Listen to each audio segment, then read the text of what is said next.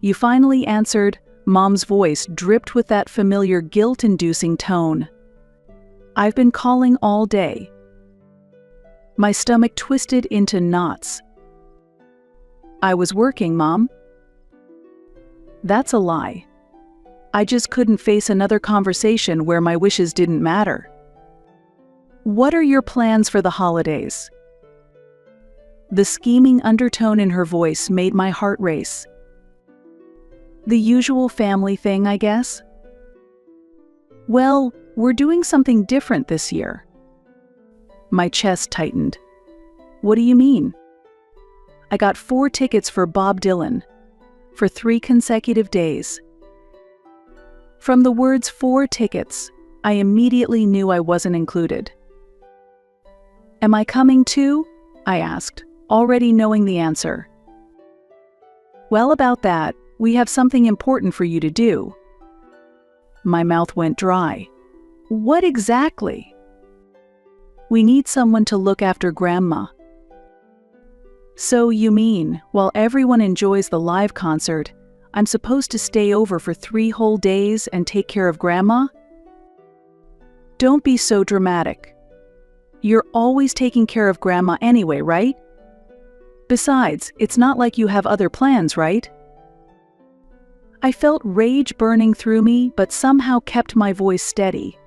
Were you ever planning to actually ask me? Or did you just assume I'd agree like always? Of course I thought you'd say yes. You've always been our reliable girl, putting family first. Mom, I'm a grown woman, I said, fighting to keep my voice from shaking. I deserve to control my own time. The answer is no. The silence on the other end was deafening.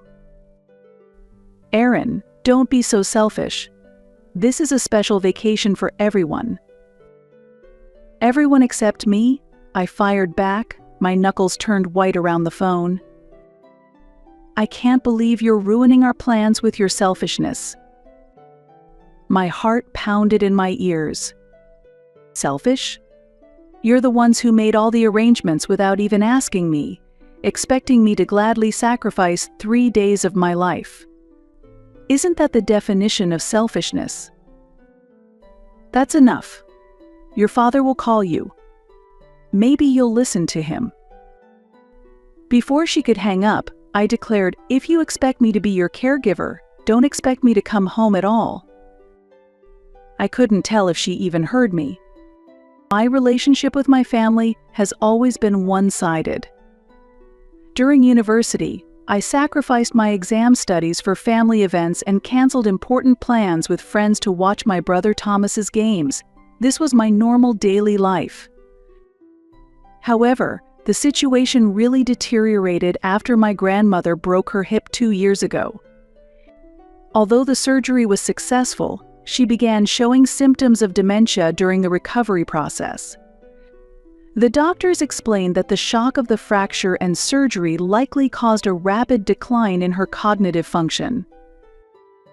My parents and my brother Thomas' family, who all lived together, completely refused to take care of Grandma. We have jobs, they made excuses. The only one left was me, who was living in a nearby apartment. Simply because I could work remotely as a copywriter, I suddenly became Grandmother's primary caregiver, managing medications, doctor's appointments, helping with bathing and changing clothes. Everything fell on my shoulders. I commuted daily from my apartment to my family home to care for my grandmother. Erin, you've always had a special relationship with Grandma since you were a child, my mother said. You couldn't possibly think of putting her in a facility, could you? It was clever emotional manipulation. Of course, I didn't want to put my grandmother in a facility. But while I took on the caregiving, my parents went on cruise vacations, and my brother and his wife went skiing every weekend. My life had completely stopped. That night, my apartment felt like a prison. My phone buzzed constantly with calls from my parents, which I sent straight to voicemail. Thomas texted, "Erin, think about what's best for the family." I laughed bitterly. In this family, what's best for the family always means sacrifice yourself for everyone else's happiness. I collapsed onto my sofa and called Kayla. She knew all too well what I dealt with. "Let me guess, they're trying to rope you into caregiving again?"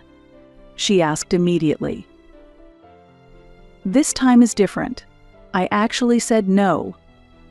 I don't have to go along with their plans anymore. Good for you. You've always given in too easily. You deserve your own time and space. But they won't stop calling, I sighed, feeling the weight in my chest. Dad keeps trying to reach me. Don't answer, Kayla said firmly. You've made your decision, right? They're just trying to wear you down. Thanks for saying that. I'm not being unreasonable, am I? Absolutely not, Kayla insisted. You're an adult. They need to respect your decisions. After we hung up, my phone rang again. It was from Dad. This time I answered. Dad, my answer is still no, I said immediately. Aaron, Douglas' voice was measured and calm. We're just asking you to show some compassion for your family. Me? Lacking compassion? My voice cracked with emotion. You're the ones who don't respect my time or my life. Fine, we'll handle the concert arrangements separately then. But could you at least come by that morning? Grandma really wants to see you. I hesitated, feeling suspicious but relieved at this reasonable-sounding compromise. Okay, I'll come just for that morning. But please stop trying to manipulate me into caregiving. I promise. Thank you, Aaron. After hanging up, uneasiness settled in my stomach. He seemed to give in too quickly and easily. Still, I felt proud for finally setting clear boundaries. For the weeks leading up to the concert, I continued to commute to my family home every day to care for my grandmother, but they did not discuss that day with my parents or my brother and his wife. I felt relieved but couldn't shake the feeling something wasn't right. The night before the concert, I texted my parents, "I'll be there around 11 tomorrow morning. See you then." Mom replied almost instantly, "Perfect, Aaron. Looking forward to seeing you tomorrow." I allowed myself a small smile.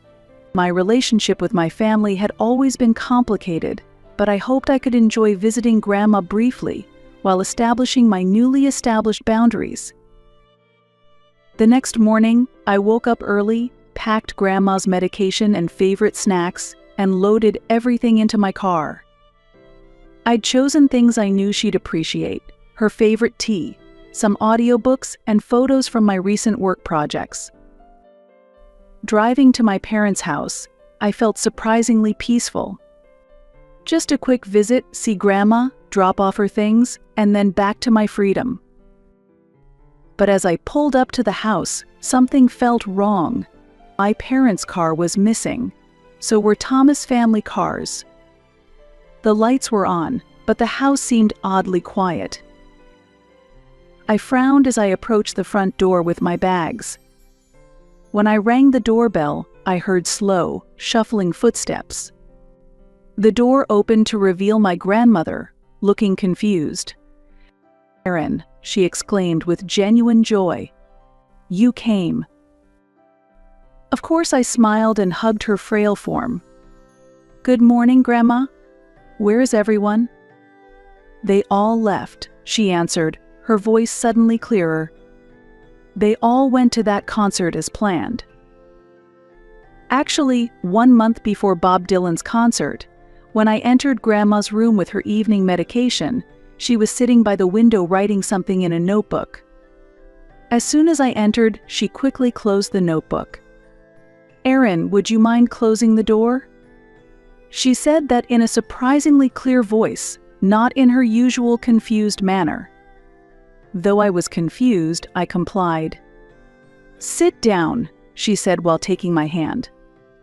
"I have something to tell you." In that moment, her eyes were clear, and her voice was steady. "I don't have dementia." "What?" I froze in shock. "You seem shocked," she smiled. "After my hip surgery, I was indeed confused temporarily. But I recovered. I just didn't tell the family that I had recovered." "But why?" "Your dad and mom and Thomas and Faith, I wanted to see how they would treat me." "And how they would treat you," she explained. "They think I'm having dementia, so they speak their true feelings in front of me." Grandma pulled out a folder from her drawer. "They're planning to go to Bob Dylan's concert, and they intend to dump my care on you."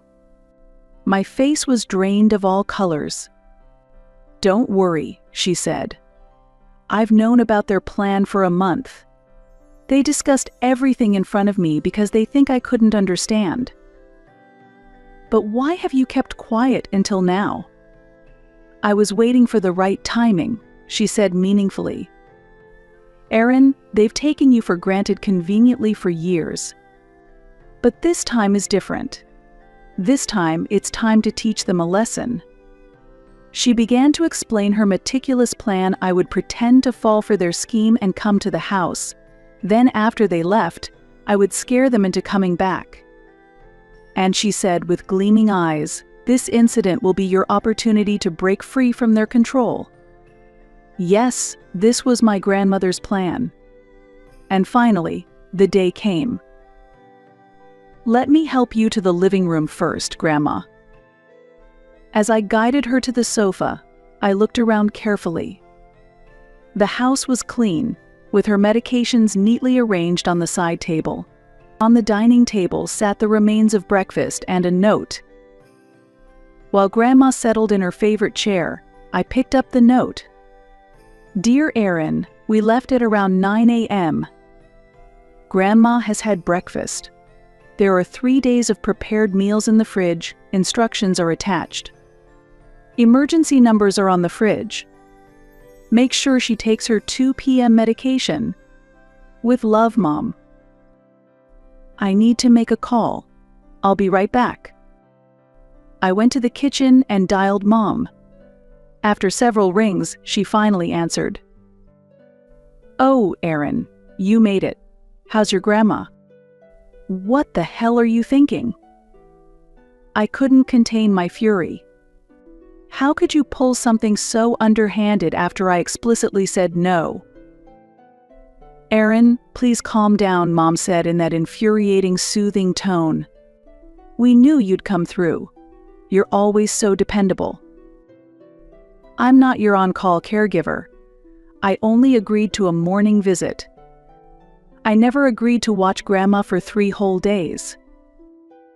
"But you're there now, aren't you? You can't just leave her alone. She needs you." This is serious abandonment. My voice turned ice cold. "Do you have any idea what happens when I call the Adult Protective Services?" I heard her gasp. "You wouldn't dare." "Try me.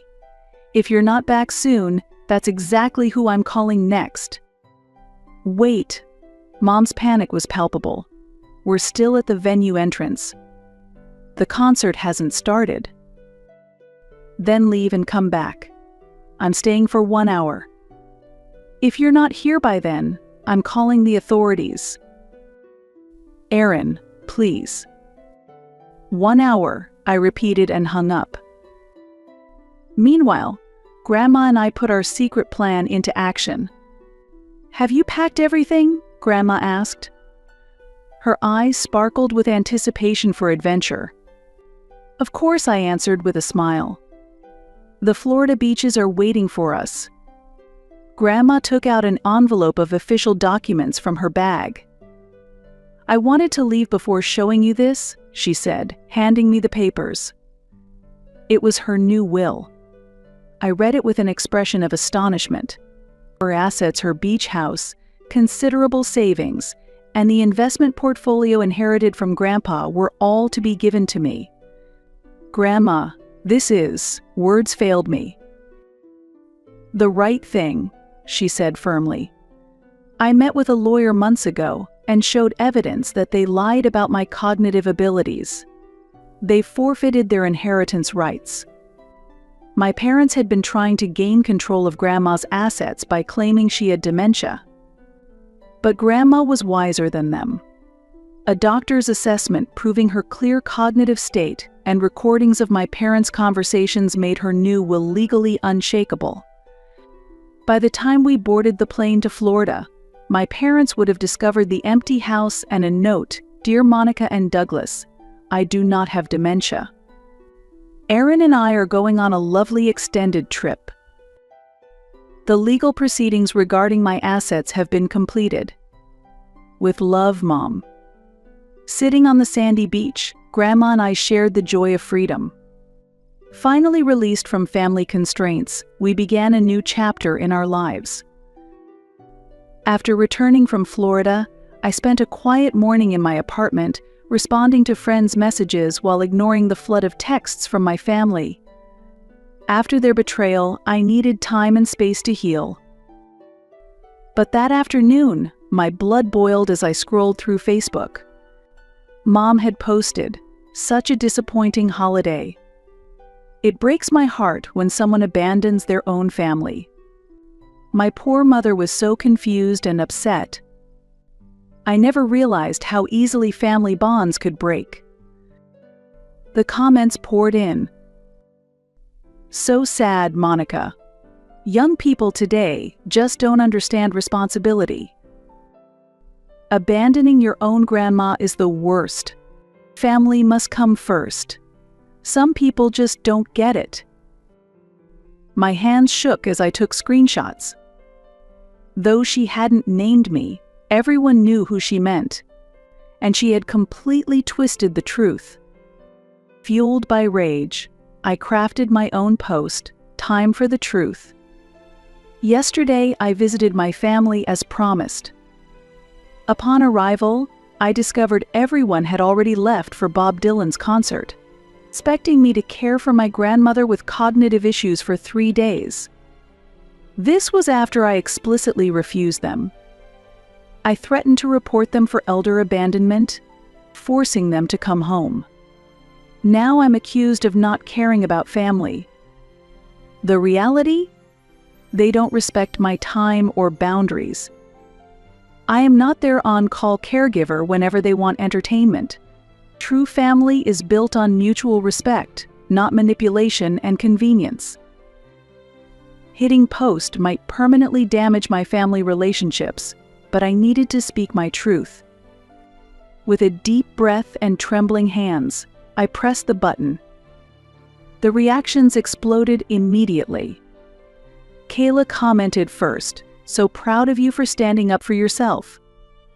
Then a wave of supportive messages from my friends poured in. That night, my social media account exploded with family backlash. Mom accused me of disgracefully exposing private family matters. Dad told me to act like an adult. Thomas and his wife claimed I was betraying the family. Cousins and distant relatives I barely knew piled on with criticism. Yet simultaneously, my post spread far beyond my network. Strangers began sharing it with comments like, "I've been the family caregiver for years too. Blood relation doesn't entitle them to abuse your boundaries, and you did exactly what you needed to do." My phone buzzed non-stop with notifications until I finally turned it off to sleep. The next morning, Kayla's call woke me. "Aaron, this has completely blown up. Your post is everywhere. Several major blogs have picked up your story." "What?" I rubbed my eyes and grabbed my phone. Notifications flooded my screen. My post had thousands of shares, with countless people sharing similar experiences. Online news sites were featuring my story in articles about elder care ethics and family boundaries. "I never wanted to go viral," I whispered, overwhelmed by the attention. "This wasn't my intention." But your story is touching so many people, Kayla said. What you're describing is something countless others have suffered in silence. That afternoon brought a shocking twist. Mom posted again, "I need to set the record straight." My previous post was written in haste. My husband, my son, and his wife. And I had unfair expectations of our daughter Erin. We disrespected her boundaries and tried to use her as free elder care. Her response was justified. I sincerely apologize publicly. I stared at my screen in disbelief. Mom never apologized, especially not publicly. The explanation came moments later in a text from Grandma. "I had a serious conversation with your mother. Their behavior was disgraceful. They've agreed to publicly apologize to you. However, this isn't enough. They've been exploiting you for years. I believe we should consider legal options to address this pattern of abuse." Legal options? That seemed extreme. But my perspective quickly shifted. That evening, while ignoring Mom's calls, I opened an email from Dad. What I read made my blood boil. "Erin, we've apologized publicly. But you need to examine your own actions. Threatening elder abuse reports is completely excessive. We just needed a few days of help with your grandmother. Your dramatic overreaction has humiliated our entire family. You are no longer welcome at family gatherings, Dad." My hands shook with rage. Their public apologies were completely hollow. They still blamed me and were even trying to cut me out of the family. I immediately called Grandma. "Grandma, look at this email Dad just sent me." Her voice hardened with anger when I read it to her. "This is outrageous. They haven't learned a thing. Erin, we need to consult with a lawyer immediately. This is clear harassment." Following Grandma's advice, I met with a family law attorney the next day. She listened attentively to my story and explained that the situation was more serious than I had realized. "Ms. Hartfield, this goes well beyond a family disagreement," Attorney Olivia Morrow said gravely. "The behavior of your parents and brother and his wife constitutes psychological harassment. The public defamation on social media could be considered libelous, and the abandonment of your grandmother raises serious elder abuse concerns. Should I really take legal action against my own family?" I asked, feeling the weight of the decision. "Let's begin with a formal warning letter. We'll inform them that continued harassment will result in legal proceedings." I agreed, and Attorney Morrow sent formal warnings to my parents, brother and his wife. But instead of calming things down, this only poured gasoline on the fire. After receiving the letters, Mom went on the warpath. She posted that I was an ungrateful daughter trying to sue her own family who only wanted help with her sick grandmother. Dad publicly called me emotionally unstable and insisted my claims were wildly exaggerated. Thomas and Faith joined the attack, labeling me an attention seeker and declaring my story pure fiction. Their vicious response left me no choice. I met with my lawyer again and made the painful decision to file a lawsuit for defamation and emotional distress. "Ms. Hartfield, I know this isn't easy," Attorney Morrow said gently, "but it's necessary to protect both you and your grandmother." The day we filed the lawsuit, my emotions were in complete turmoil. Despite everything, these people were my family. But their actions weren't just a one-time mistake. They represented years of exploitation and disrespect that I could no longer ignore. Grandma Beatrice was my rock throughout the process. She not only supported my decision but offered to testify, revealing how she had been mentally documenting the family's treatment of me for years. "I pretended my memory was worse than it is," she confessed. I wanted to see who truly cared about me versus who saw me as a burden. The legal battle dragged on for months, completely shattering whatever remained of our family relationships. My parents, brother and his wife, refused all contact, while extended family members were forced to choose sides. Most aligned with my parents in the name of family loyalty, but Grandma and a few others stood firmly with me. The case moved forward faster than expected. My lawyer methodically presented evidence of the years-long pattern, the concert day incident, and the vicious social media campaign that followed. Grandma's testimony proved devastating to my parents' case, as she revealed with crystal clarity how they had systematically taken advantage of me for years. The most damning evidence came from the social media posts and private messages from my parents and brother and his wife. Their own words exposed their malicious intent and harassment more effectively than anything else could have. The judge ruled decisively in my favor, issuing a restraining order against my parents and brother and his wife, awarding substantial damages for defamation and emotional distress, and ordering them to publicly retract their false statements about me with a court-approved apology. The court finds that the actions of Monica Hartfield, Douglas Hartfield, Faith Hartfield, and Thomas Hartfield constituted clear harassment of Aaron Hartfield and caused severe emotional distress, the judge declared firmly. Family relationships must be founded on mutual respect, and the defendants have fundamentally violated this principle. Additionally, their abandonment of Beatrice Hartfield, despite her cognitive challenges they themselves emphasized, demonstrates a disturbing disregard for elder welfare. Leaving the courtroom, my heart felt both lighter and heavier simultaneously. I'd won my case and defended my boundaries, but the cost was losing half my family forever. "You did exactly what was necessary," Grandma whispered, squeezing my hand with surprising strength. "Some wounds may heal with time, but you must never compromise your dignity or self-worth for anyone, even family." In the months following the verdict, their lives were transformed dramatically. The case had been covered extensively in local media, devastating their carefully cultivated community reputations. Dad was forced into early retirement from his accounting firm after 30 years when clients began requesting different representatives.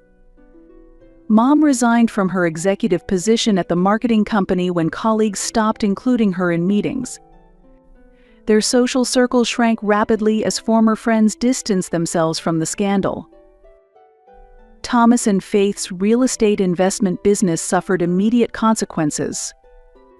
Potential clients researched them online only to find stories about elder abandonment and harassment. Within 6 months, they were forced to sell their luxury home and downsize dramatically. Meanwhile, Grandma moved in with me. Together, we renovated my small apartment to accommodate her needs while preserving her independence. With her encouragement, I enrolled in creative writing courses, finally pursuing my long-held dream. 1 year later, my life had transformed completely. With Grandma's support, I reduced my copywriting hours to focus on my first novel while taking advanced writing classes. Grandma, thriving in our shared home, had started a small online community for seniors exploring their creative talents. The pain of family betrayal still occasionally surfaces, but I remind myself that my decisions were necessary. I won't make space in my life for people who see me as nothing but a convenient caregiver, I told Kayla during one of our regular coffee dates. It sounds harsh, but protecting myself was essential. Though the wounds will never completely heal, I walk forward with confidence. Grandma and I have created our chosen family based on mutual respect and love. Our story serves as a powerful reminder that exploitation, even from family, should never be tolerated.